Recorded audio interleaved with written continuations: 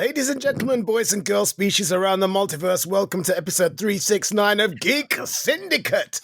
I am Monts. No, I am Monts, but I tell you what we're doing. We're bringing the sass back to geekdom. Who is me, Monts? And who am I doing it with? B-Man Nuge. What's up, B-Man Nuge? Yeah, it's good, man. It's all good. Don't I get to say my name now, then? Have we changed that? I didn't get no memo. I just wanted to play with B-Man Nuge. See how it felt. It didn't feel good from where I was sitting. Well, it's good to get feedback, man. That's how we learn. Well, yeah. I hope what you're taking away from that is don't do it again. Yeah. Even B or it's dudes, just pick a lane. Do you know what I mean? I was thinking of what's his name, the toy man from Jingle Jangle. What was his name? Magic Man G, was it? Magic. Yeah, Magic Man G. He's even got a song called Magic Man G. Yeah, but he's more based on you, man. Honestly, every time I watch that thing, man, it's like watching David life story. That whole song. Honestly, I say to people, if I had to sum up like my best mate, I'd be like, just watch this music video.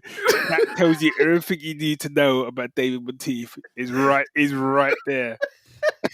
I'm the Magic Man G. I'm trying really hard. To be fair, it is a cracking tune, but also it just I can't not watch that bit and not see you doing exactly the same moves, exactly the same dance, exactly the same song, and there's even a long-suffering dude in there who's obviously like his kind of go-to guy. He's trying to like help him and stuff. I'm like, and he's even got me in it. The problem is, I never saw it till you said it, and now I can't even argue with you.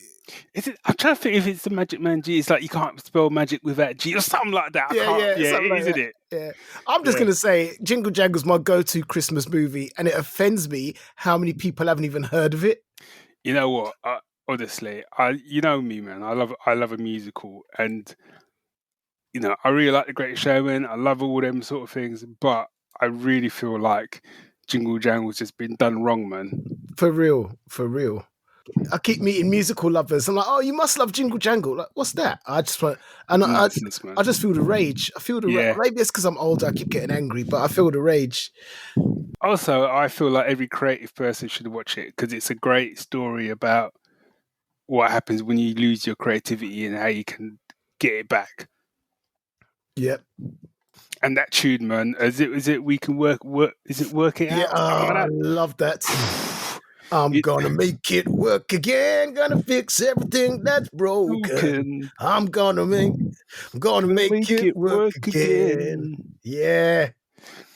And the dancers, man, they are working hard. They are working like rent is due. Like rent is due. There's a woman there. I think she's like a chimney sweep or something. She is working, man. Oh man. Yeah. Anywho, that's not what we're here to talk about. We're here to talk about geek. Well, it is geek stuff actually. Let's talk about geek stuff. Yeah. Shoutouts. Oh, I want to give a shout out to our boy Jimmy Aquino, Comic News Insider. Yeah. They did their 1500th episode? 1600th episode. Jeez. After 20 years. So they've been around longer than we have. Yeah. So he's done more episodes. a lot more. I think Jim is one of the hardest working men in comic book podcasts, in sort of geeky podcasts, man. Yeah. Without a doubt, man. And it's like, you go to a con with Jimmy as your buddy, and you just get your head around. You ain't gonna see him till you're in the bar. Yeah.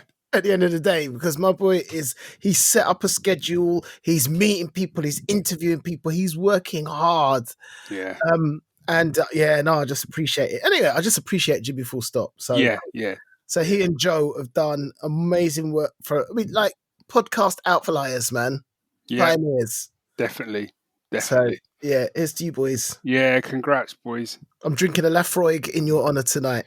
I am drinking a Glen. I can never say it properly. Glenfiddich. Glenmorangie. Glenmorangie. Okay. Nice.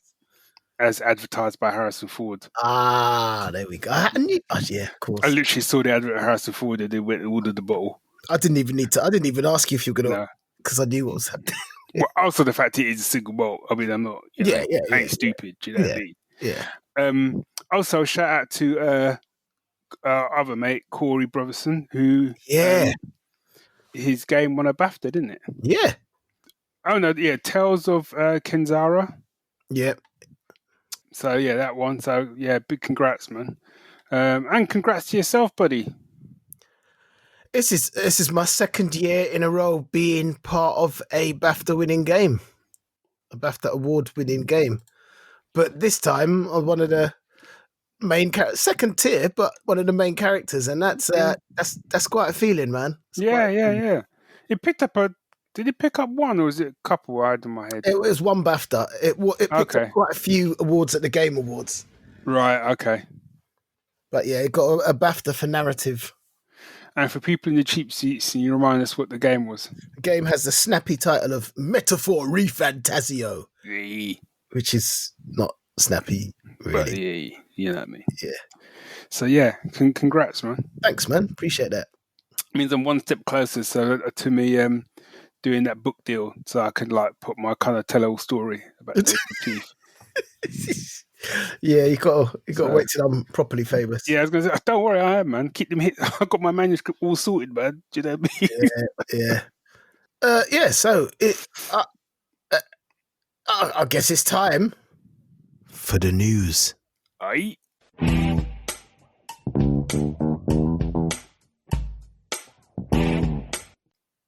You got any? No.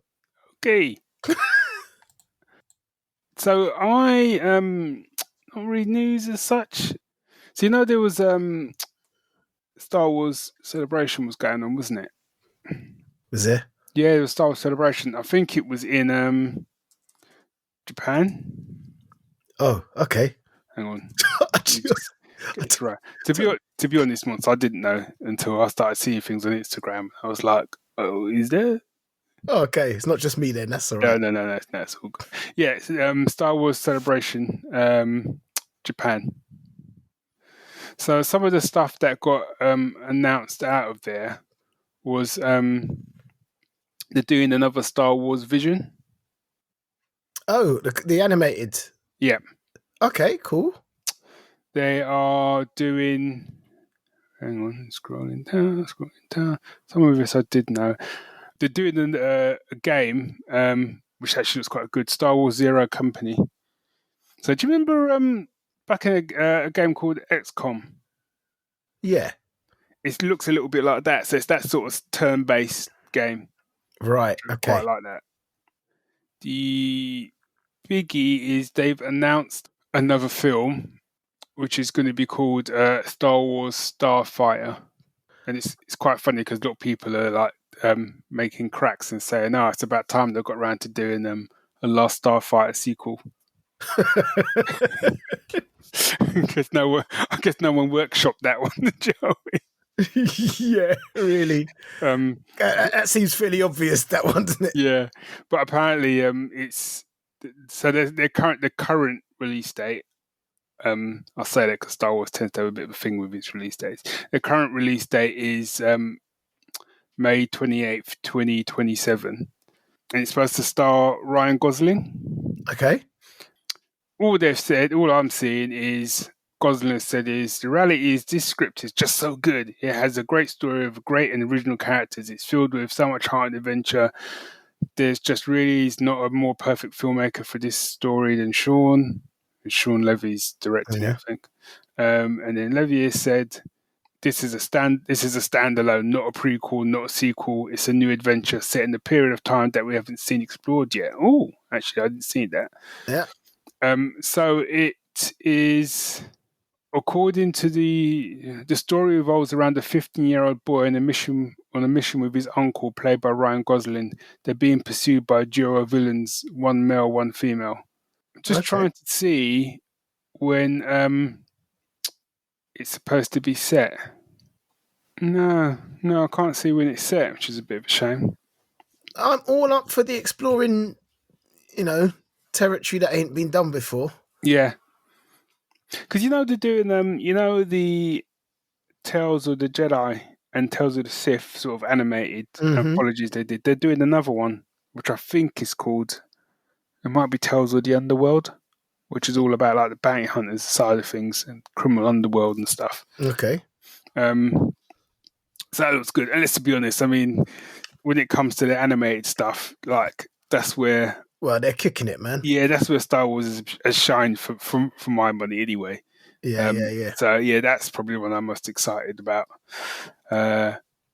So yeah, that's my and there's a new Predator film coming. And I am missing a whole heap of stuff here, man. Yeah, Predator Badlands. What's that one now? So I watched a trailer for this today, actually. Yeah. So it's set in the future on a remote planet where a young predator, outcast from his clan, finds an unlikely ally in fear and then embarks on a treacherous journey in search of the ultimate adversary. Wait. So what you're saying is the Predator is the good guy. I'm gonna go, yeah. What? Wait. I know. I watched the trailer for it, and I was kind of like, "Oh, so he's kind of the good guy." Not quite sure how I feel about it. I haven't watched the trailer. Go on. What you saying? What you say? You said, but it's different, and I'm willing to give it a lot of leeway because it's done by the person who directed Prey, which I loved. You've seen Prey, right? Yeah. That was Dan Trachtenberg. Yeah. I mean, so my first instinct is this isn't what I want from my Predator. Do you know what I mean? You want him to just turn up and be killing people left, right, and centre. Yeah, and people scrambling to survive. Yeah. You know, and they make good in the end, but after losing a lot and struggling and blah blah blah blah. Do you know what I mean? I suppose though, which is the argument I think for not constantly knocking out films or with a particular same character or whatever, because how long can you do that? Because effectively it's just the same, you know what I mean? It's the same story. It's working for Marvel. Is it though? Okay. But you got to kind of, I don't know. I, as I said, I've watched the trailer and I was like, so, okay, here's the things I like, right? I like the fact that it's not on Earth in modern day. Amen. I like the fact it's not on Earth. Amen. And I mean, they're the two main things. And it's an interesting. Yeah, you should go and watch the trailer because it doesn't really give anything away, but it's an interesting take, which I think could work. And like I said, because of how well they did Prey, which I didn't think would work, I'm willing to give it. Yeah, and I did enjoy Prey a lot. Yeah, I'm willing to give it the benefit because yeah, definitely. So whilst we're on my last bit of news, it's kind of news / week that was, I guess, with some of the stuff we've said. But so there's a film coming out called Fountain of Youth. Have you heard of this? No, where have I been, man? I don't know, man. But you need to get yourself back in the room, buddy. So it seems. But so this is with the guy from. He was the guy who played, A Quiet Place. Yeah. In the first film, the dad. Okay, yeah. I can't remember. He was also like Reed in Multiverse of Madness. Oh, he John Krasinski. Yeah. So this is so it's directed by Guy Ritchie. Comes out next month. And people are really down on Guy Ritchie, but I actually like his movies. Do you know what? Right, people can come at me. I don't care. You don't know where I live anyway. I've pretty much loved every Guy Ritchie film. Yeah, sorry. No, you're not alone, man. You're not alone. Man. I'm sorry, right? That King Arthur one, I'll die on that hill, man. I love that. Yeah, don't care. Right there with you, man. Don't care. So the fact it's Guy Ritchie does not put me off whatsoever. Right there with you. Blurb is Fountain of Youth follows two estranged siblings, which are played by John Krasinski and Natalie Portman, who partner on a global heist to find the mythological Fountain of Youth. They must use their knowledge of history to follow clues on an epic adventure that will change their lives forever and possibly lead to immortality. Okay, I can see why you're in. Do you know what I mean? Okay, enough said, man. And then I've seen 2 trailers for it, and it's basically like Uncharted with National Treasure. Yeah, there's some indie stuff in there as well. Everyone automatically goes to Indiana Jones, but I would say it's more like an Uncharted. And also, it's like, it very much reminded me of, remember the that show Blood and Treasure, which does not get enough love. No one knows about that. Nonsense. Love that show, man. Love that show. I haven't finished the season 2. It only had 2 seasons, didn't it? Yeah, it did. Yeah, which is I haven't a shame. finished season 2, but I don't know why. But it's very much that vibe. It is very much that vibe. Okay, all right. All I would say is they need to work on their trailers, because the trailers weren't. They were. I was already excited anyway, but the trailer didn't really. The trailer could have been a lot better, is what I reckon. Also, possibly one of the worst posters I've seen for this type of film. What's it called again? Fountain of Youth. They're literally just standing about, and it's just. I think in these days now, we've just lost the art of movie posters. Oh, you know what I mean? When you said they're just standing about, I didn't think you meant they're literally just lounging. Yeah, it just if you didn't have a pyramid behind them, do you know what I mean? It just doesn't. It doesn't scream adventure. Eliza Gonzalez is in it. I've just been watching her in something. What's that? And she wasn't brilliant. Oh, I know what it is. I'll talk about it later. Yeah. Yeah. Also, just drops a week before my birthday. So yeah, thanks, Guy. Okay. Yeah. On Apple Plus that I have to leave my house. Thanks, Sorry, Guy. I'm still looking at this one. It's awful, isn't it? It's really bad. It's just. And no one's looking in the same spot. Where are people looking, Joe? That is incredible. Yeah, it's not good. It isn't good. No, there has to be another one coming. There has to be, because that's just... I bet someone somewhere is going to do some kind of fan poster that's going to like knock it out of the park. Dear Lord, let's hope so. Yeah, and I love the fact that it's like, share the poster. It's like, why? Why? But no, it does. Yeah, I think it looks good. It's got potential, and I'm always there for this sort of film. Anyway, of course. So, I know. It's like it's not even worth talking about. Yeah. So all right, then, that covers news, man. Let's hit the week that was. All right.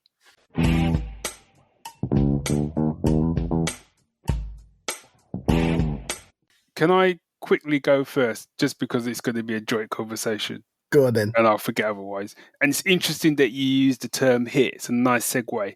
So given the fact the last time we spoke, I hadn't even started it, I have now watched season 3 of Reacher. All right then, let's go.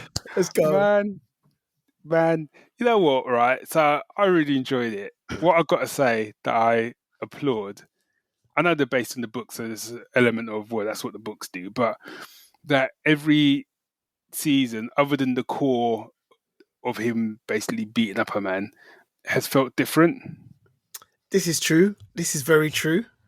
Season 2, season 1 was kind of like, straight up, he just goes into town and sorts business out.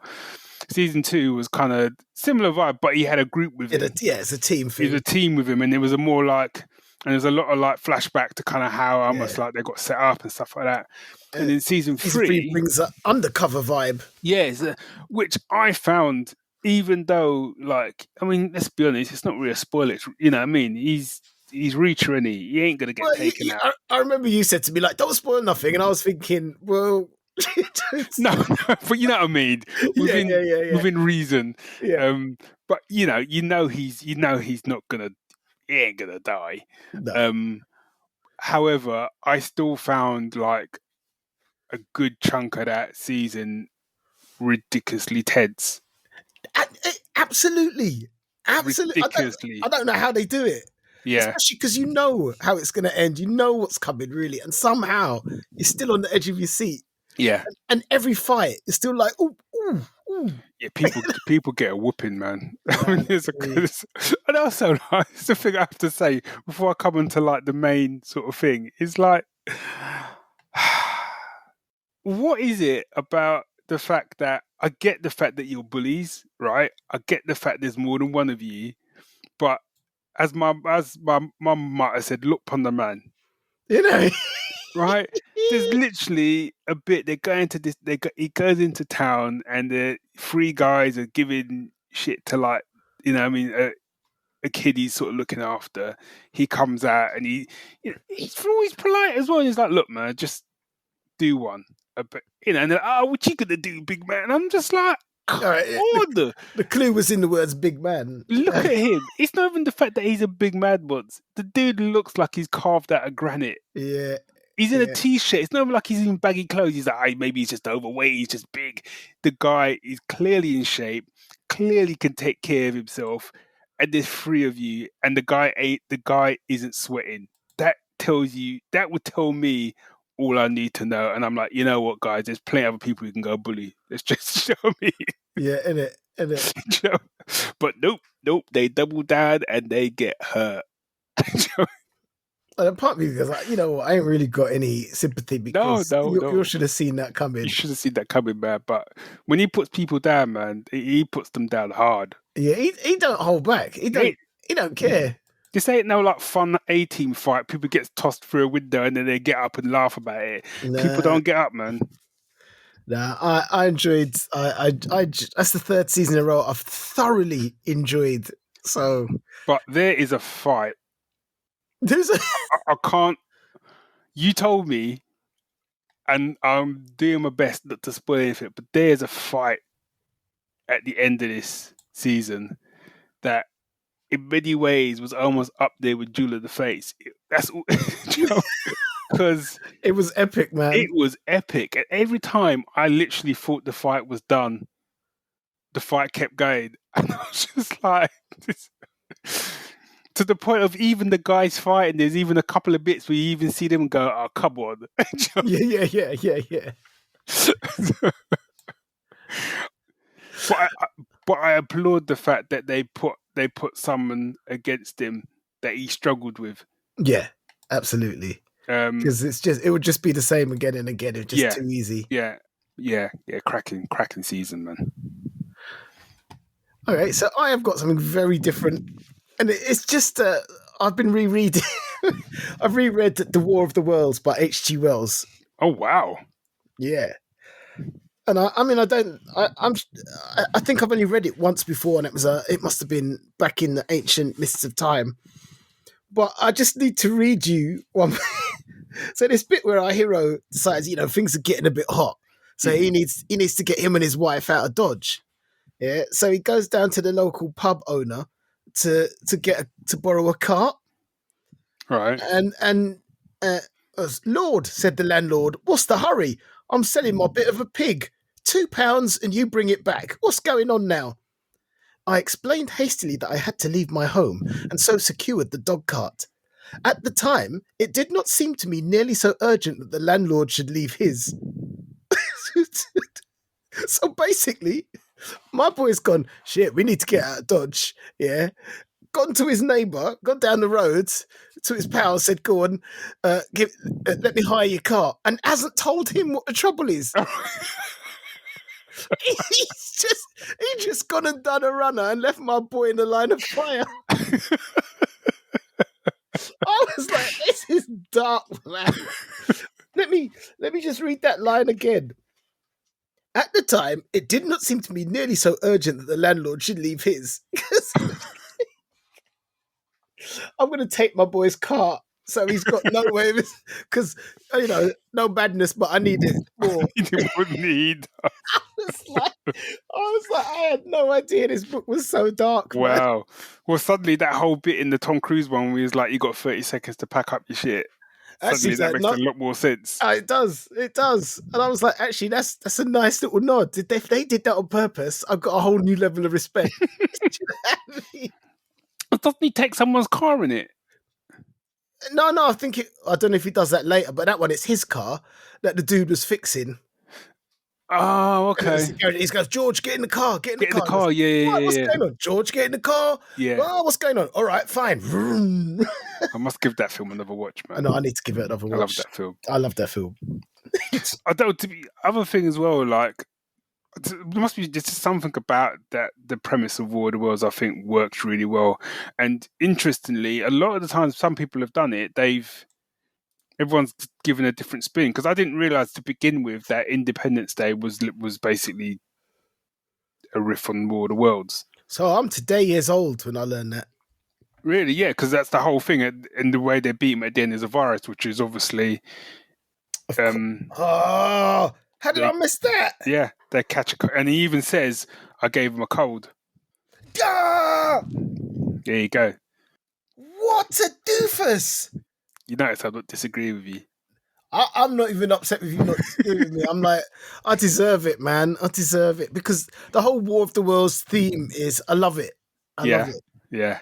And like you said, it keeps coming back in slightly different ways, and I'm here for it. I still would like to see a proper genre version, period version. They did do one, but it was boring, man. It was awful. It was boring. I don't even know if I barely made it, because I think it was 2-part. I think it was. Yeah, it was a shame, because some of the cast were quite good. Yeah. But it was like, this is nah. For something called War of the Worlds, I should not need to be on my phone whilst it's on. There you go. But on the flip side of that, the original War of the Worlds film, which I think came out like in, I want to say 50s, which had Gene Barry in it. Mm-hmm. Gene Barry. That is a film. It is. That is a film, man. Well, I didn't realise that there's a film from is it the 70s? There's a series from the 70s. Oh, yeah, we talked about it, didn't we? Yeah, and I'm like, how did I miss this? So it's starring the guy, is it Jared? It is Jared, but I can't remember what his surname is. No, me neither. But he was one of the main characters in the Fantastic guy. Journey. Yeah, he was in the. It basically, he was everywhere back in the day. Yeah. But so I was like, so when you watch things and you get interested in people, you look them up to see, how much work did he do? Blah blah. Jared Martin, and it was like, yeah, he was in. He did 2 seasons of War of the Worlds. I was like, what? Okay. That is next on my list. Yep.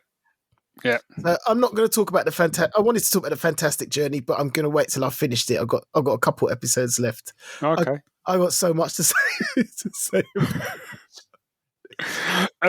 So just to keep, I was going to do a film, but I want to quickly mention.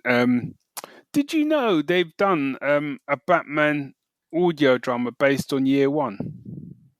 The Batman Year One comic. What? Boy, I'm just educating you left, right, and centre, man. What is happening? Hang on, I'm just getting the deets up on it. Like, not a book, a drama. No, it's an audio drama. It's on Spotify. It's High Volume Batman is what it's called. A weekly podcast series adapting essential Batman comic stories, and it started with Batman Year One, 4-part adaptation. And it started April the 2nd. So I've listened to. I've just started episode 2. Okay. Man, but the only criticism I would give it is the fact that because I've read Batman Year One, I know the story. Is it like 2 minutes? Oh, no, 30 minutes. No, it's 30 minutes. It's 30 minutes. Okay, all right. And the way they do it, which is, even though I have read the comics, it's a while now, but I think the whole kind of concept behind Year One, it was kind of it was Batman and it was kind of Jim Gordon. Yeah. And they kind of do the same thing. Okay. So they kind of both narrate their own sort of stories. It's got a good feel to it, because one of the things about Year One was the art was so perfect. Yeah. And the colours were so perfect, what they were doing. And it added, it wouldn't have been the same story without the art, without that particular art and colouring. And, do you know what? I'm in. I mean, I don't know what I'm talking about. I'm just in. It works really well because it gives it a real noir flavour. I Yeah, think yeah, yeah, the yeah. fact that it's done as a podcast and then narrating it, it feels like a kind of it does feel like a detective story, and yeah, it is. Yeah, it works. It works really well.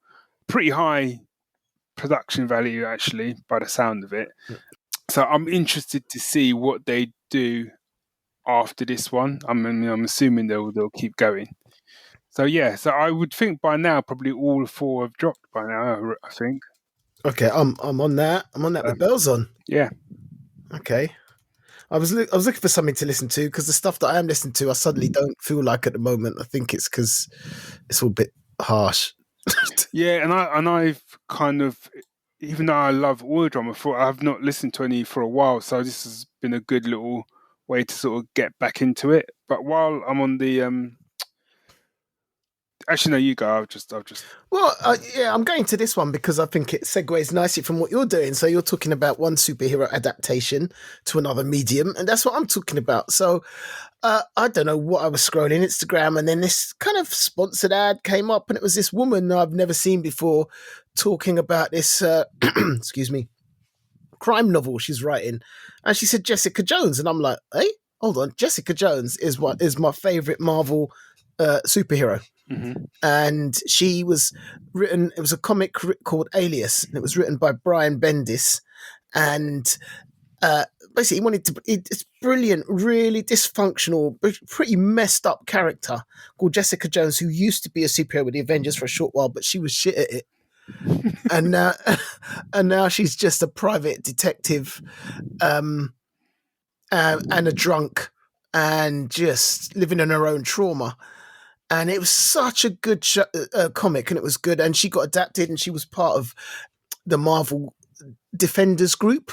Mm-hmm. Got kind of that more adult Marvel offerings. Was called Jessica Jones. So my favorite, and the best version for her is the comic Alias. And afterwards, she's kind of got more mainstream and not as good, if you ask me.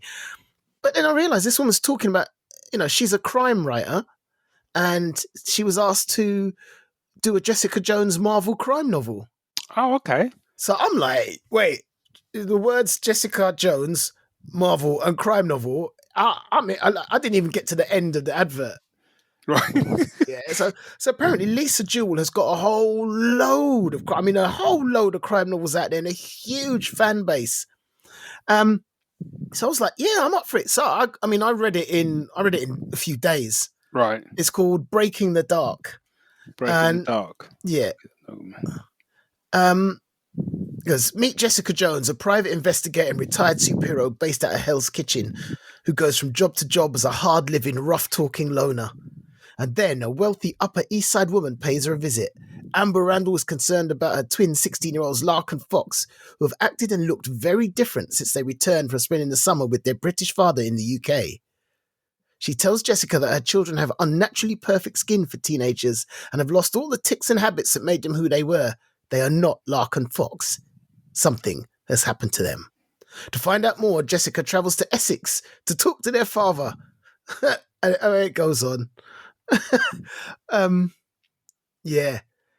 I read it. I enjoyed it as a crime novel. Okay. But it's not a brilliant crime novel.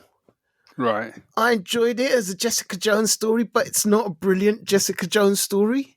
Right, okay. So I just didn't know what to think.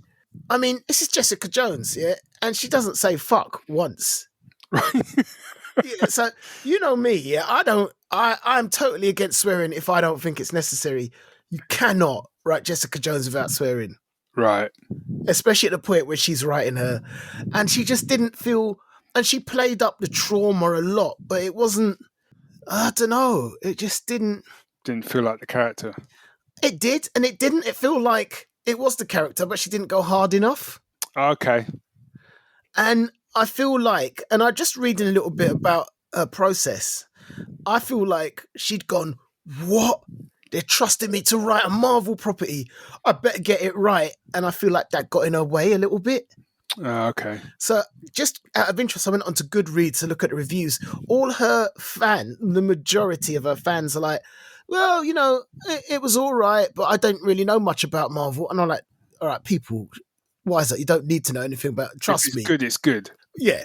also, you don't need to know much. You know, Yeah. anything you need to know, they tell you. They hint Okay. at and they tell you. It's fine.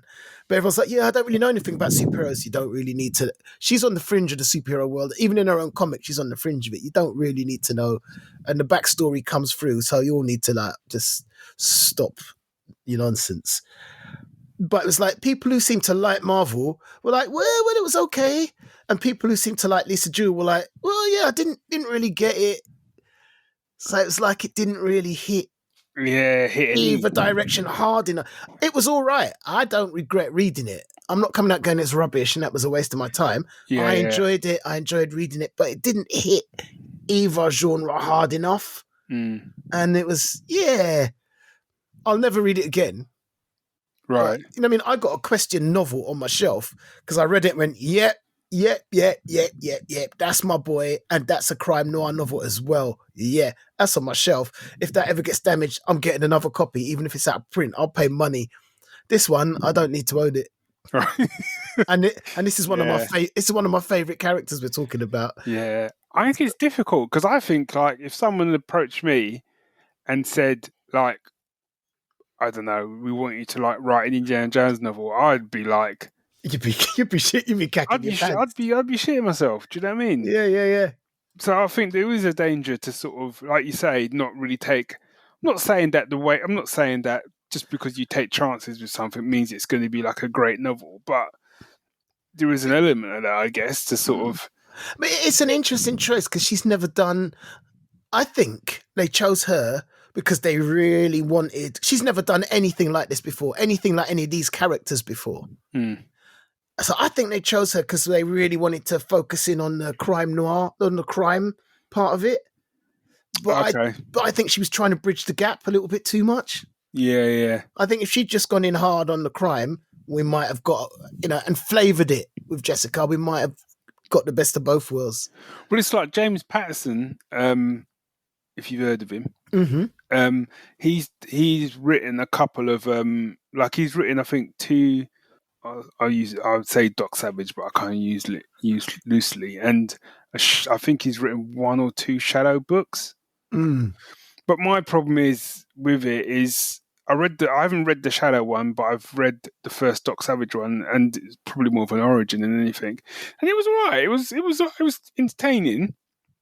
But it was set in the modern day where I kind of feel like Doc doesn't really belong in the modern day, even though it's kind of it's not him. It's basically his kind of like descendant type thing. Yeah. And also there's another part of me where I'm kind of like, why don't you just write a Doc Savage book? Why are you? Do you know what I mean? Why don't you just write a Doc Savage book and set it in the 30s? I don't. But if that's where it feels like you're trying to kind of update it and it's got to be modern, so it's more sellable, I guess, and more appealing to other people. Maybe, I don't know. But yeah, I do think those sorts of things it's difficult. Right? It's difficult to kind of get the tone right, to get the character right. Plus, I'm guessing maybe with her, she's also probably got Marvel looking over her shoulder as well. Yeah. No, I mean, you when she does her acknowledgements at the back, you can pretty much feel the stress. Do you know what I mean? I don't envy her, and I'm not even sitting here going, oh, she's rubbish, she did a bad job. I don't think she did. I think she had a lot riding on her, and I think it kind of shows, and it's a bit of a shame. But I think on the surface, something like that sounds great in your head. Do you know what I mean? As a writer, I think it sounds great if someone approaches you and gives you like that character to sort of write, or you know what I mean, or like in your, you know what I mean, like in your case, if someone came to you and gave you like that, cast you as a doctor. Do you know what I mean? Yeah, I might not even take it. Do you know what I mean? Do you know what I'm saying? Because on the surface, you think this is great. This is my dream coming true. I'm getting to write Indiana Jones. Dave is going to be a doctor, and then reality sets in, and you go, "I'm going to be the doctor," and I go, "I'm going to be writing Indiana Jones." Probably not even the book. Someone approached me to write like a script for like indie, I don't know, indie whatever number we're on now, indie 6 or something. Do you know what I mean? I'd just be like, yes, great. And then I'd get home and then I'd probably just pour myself a large whiskey and just sit there, do you know what I mean? Staring at a blank page for like 2 years, do you know what I mean? Yeah. Hear that. So, whilst on the subject of Jessica Jones, it's kind of a good little segue because I've been reading. So, one, I've now signed up to Marvel Unlimited. Okay. Um, Mainly, this is all thanks to like Danny Boy, who put me onto the Daredevil run by Chip Zdarsky. Yeah. I've heard good Um, things. mate, mate, you need to stop what you're doing, man. And you need to like go pick up that comic, man. Okay. I'm about 3 volumes in, and it's something special, man. It's I don't like to compare things to adaptations or whatever, but it's kind of like it feels like I can't remember when this came out in comparison to the Daredevil TV series, which was on Netflix. But I almost feel like someone read it and then it's like, let's go and do the Netflix series like that. This is the sort of tone we want. Okay. Because it's fantastic. That's the only word I can put it. It's just fantastic. The art is glorious. The way they do his radar sense is brilliant. The characterization is brilliant. There's a couple of some of the things they do with Kingpin just elevate him from just that. You know what I mean? He's just Mm. a fuck in a suit, really. He really isn't. There's a lot more going on there. There's a lot of other stuff going on with Matt and whatever. It's brilliant. And I'm only 3 volumes in, and I've got a ways to go. And as I said, for my thing, it was like, do you know what? It was £8 to sign up to Marvel Unlimited, and I've been kind of thinking about it before, but my problem is I was so overwhelmed with like I didn't know where to start with anything Marvel, even though Marvel was like my kind of go-to. And this was like the perfect in for me to kind of just start dipping my toe in. Yeah. And as I've been reading, I've been seeing some other stuff scattered about. I'm like, oh yeah, I haven't read that, and other people have recommended me things that I've now added so that library's growing. Oh, So grief. so I reckon I'll probably be keeping Unlimited for a little while, so as I catch up. So, and it's good to be able to read stuff where it's all self-contained as well. Yeah, I think that's where I'm at. I need self-contained. I can't be getting into another big thing, and I think that's what's scaring me about because I really want to read some of the absolute stuff, but part of me's Yeah, going, because it's brand new. I'm up for it, but the minute things start getting complex and I'm out. I can't be doing it. because did you read The Absolute Power? Yeah, read all of that. Did you read the spin-offs? Nah. Yeah, it's probably for the best. That's because of you that I didn't. Yeah, how did you find it? Yeah, it was all right. Yeah, I want to say. It's like, yeah, it was all right. Well, my thing was I've read it, and obviously I read it way after, as you did, way after the actual absolutes then started to come out, like the Batmans and all the rest of it. And I've read it, and I was kind of like, yeah, it was all right, but how does this link into the absolute comics that are coming out? And then some said, oh no, that's because you need to read all in. And I was like, but this is called Absolute Power, No, it and was nonsense, man. the comics are called like Absolute Batman, Absolute Superman. So surely that should be the leader. Nah, I need to read DC All In. So I read that and I was like, okay. And then what I realized was I could have just read the Absolute Powers. I would have been fine. Yeah, Do you yeah, know what I mean? yeah. And it was such a tenuous link from that to that. Well, I mean, really tenuous. And as I said, I enjoyed the Absolute Power like event, but it almost didn't feel like an event. It was so kind of the way they wrapped it all up was almost kind of like, well, everything's back to normal. I almost expected it to be, if it had been a film, it would have had a freeze frame and they would have been laughing at the end. Do you know what I mean? Like the end of A Naked Gun or something. Yeah. It just felt like a reset at the end of it. So I want to talk about a movie. All right. It's called G20. Do you know what? I've got that on my list. Have you seen it? Yeah. Of course I've seen it.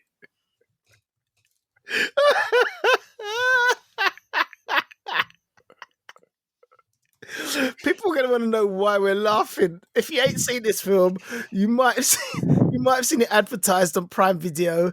It's got Viola Davis in a long red dress holding like a machine gun, looking proper badass, and in the poster. It's a good poster. Mm. You know what I mean? And it says when terrorists take over the G20 summit, US President Daniel Sutton uses her governing and military experience to defend her family, fellow leaders, and the world. And to be fair, I suppose I should have known from that. What you were getting. Yeah. How can a movie, and it's got Viola Davis as the president, who Yeah. gets all like ex-military. She gets all gung ho. She's got 2 kids who are like sharp as razors. Got a resourceful husband. She's got a loyal and fantastic bodyguard called Manny. And Anthony Starr of The Boys fame is the bad guy. Yeah. In this. How can a movie be so completely and utterly terrible?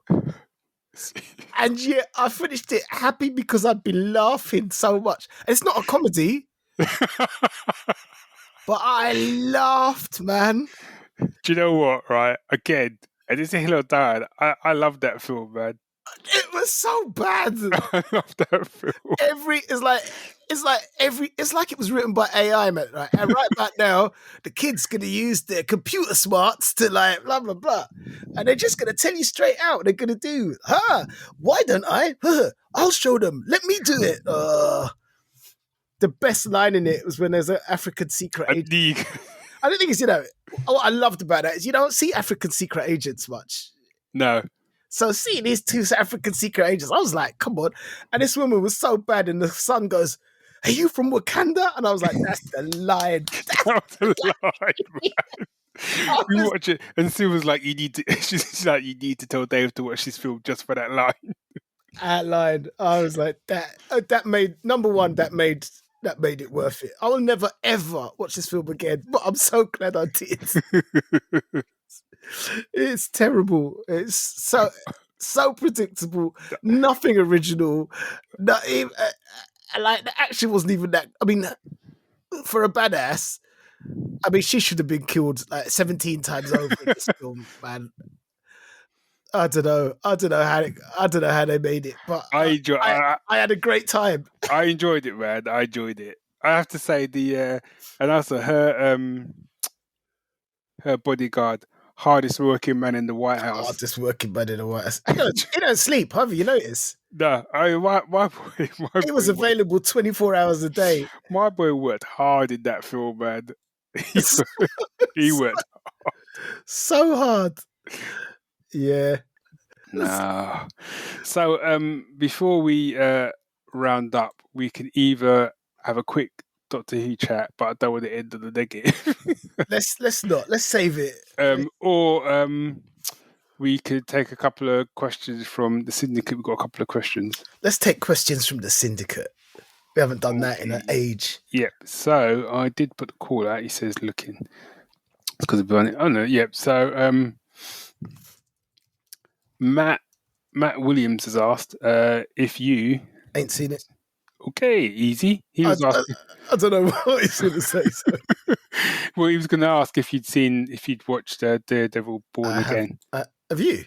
No, I haven't. No. No, that's that then. Again, I wanted to watch it, but Sue was away on holiday, so we've been saving them up. So we will get around to watching it. And I am quite loving this new phase that I'm in, where I'm kind of watching things after hype has died. Absolutely. I'm finding that quite a freeing experience. So, but we will get round to it and we will have a chat about it, I'm sure. Stace /Sis has asked, got 2 questions. The first one I'm going to answer straight out and say, no, I haven't watched it yet, which is Miami Connection, which I believe is a god-awful 80s film. So, I ain't even heard of it. Yeah, but I do want to watch it. Oh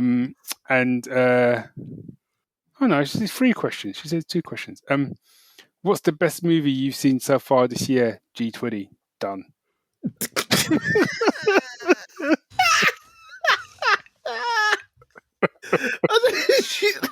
Yeah, good for you, man. Good for you. No, I don't know, which says a lot. No, me neither. I don't think anything has really grabbed me movie-wise. For our anniversary, we went to the cinema and we might not. I don't think we'd have chosen this film under any other circumstance, but it was our anniversary, and it didn't matter what we watched. We just wanted to be away from the kids, so we're like, we go to cinema. What's on? To know. You see that? No. Want to see that? Not bothered. Well, let's just go anyway because it's a night out, and we went to see Black Bag. Oh yeah. So it says, when intelligence agent Catherine Woodhouse is suspected of betraying the nation, her husband, also a legendary agent, faces the ultimate test of whether to be loyal to his marriage or his country. Directed by Steven Soderbergh. Is that how he says Oh yeah. it's got Kate Blanchett, Michael Fassbender in it, and others. Regé-Jean Page, who everybody loved from what's it called? What's the one period piece? It was a bit fancy, lots of Mel Bottoms in it. Bridgerton. Downton Bridgerton. Downton Abbey. I don't know. It's all the same to me, man. He was supposed to play the Saint. What the hell's happened to that? He'd have been good at that. Yeah, that's Naomi Harris is in it. Pierce Brosnan. Okay. So it's good. So it was like, okay, we're going to watch a spy movie. Undercover agents. Whatever. Let me tell you, that plot is involved, man. You got to pay attention. I really enjoyed it because it's harsh. It's harsh, man. Don't fuck about with these people. It's like, just don't get involved in this life. That's what I learned. And but everyone's got a backstory, and it's like this guy, Michael Fassbender's character, he's trying to put all the pieces together. And who can you trust? You don't know who you can trust. And it was really enjoyable. Weirdly, given it was our anniversary, it's a spy film, but it was really about marriage and trust and loyalty in relationship and how you make things work under difficult circumstances. Oh, you know who else was in it?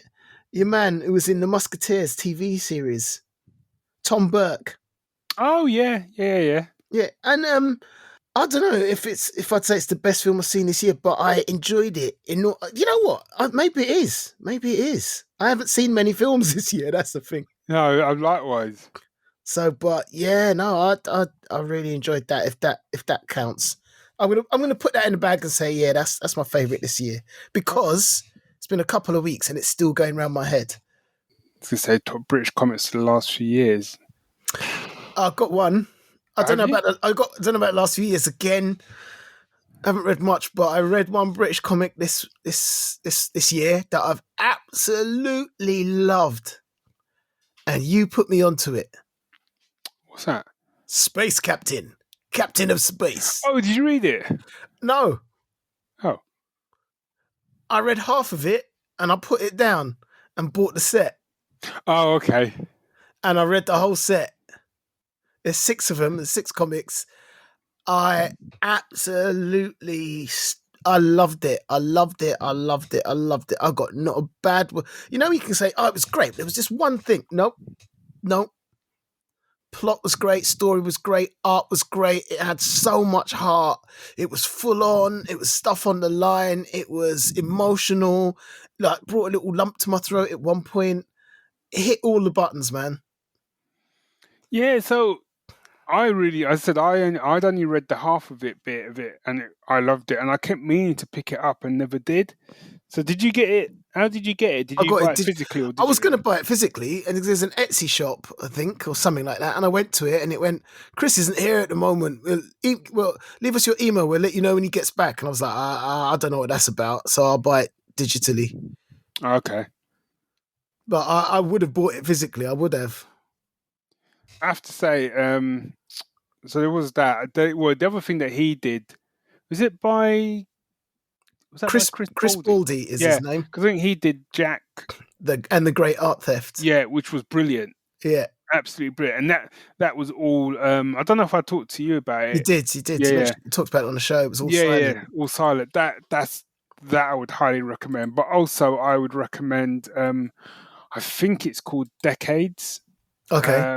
Which is by David Taylor, which has a bit of a kind of Silence of the Lambs type vibe. And and serial killer stuff, and that was really good. That was really good. Okay. And it's been a while since I've read a comic which was all black and white as well, and I really enjoyed that. And to the point of, I don't know if it would have worked as well if it was color. Yeah. It worked for the kind of story he was telling. So yeah, that's another one I would recommend. But I am going to pick up that Space Captain of Space. Such a great title. Yeah, well, I mean, it's only the first comic called Captain of Space. Each one's got a different kind of subtitle. Oh, okay. So, but I mean, that was it, man. Yeah. The minute you said to me, "Oh, it's called Space Captain, Captain of Space," I was like, "You got me at the title." Yeah, you should, unless you've already read it, because I think he also wrote another one which is called I think it's called I Rolled the One. Oh, which okay. is about D&D. Oh, okay. And I'm pretty sure, I'm just going to check, that it's by him. That was really good. Okay. Yeah, it is by him. Yeah. If you like his writing, you clearly do. Yeah, I clearly do. Yeah, I would give that a look-see as well. Let's call it. Round us up, buddy. So you know the drill. We want to know if you agree with us or if you don't, or if you want to suggest something to us. That would be lovely.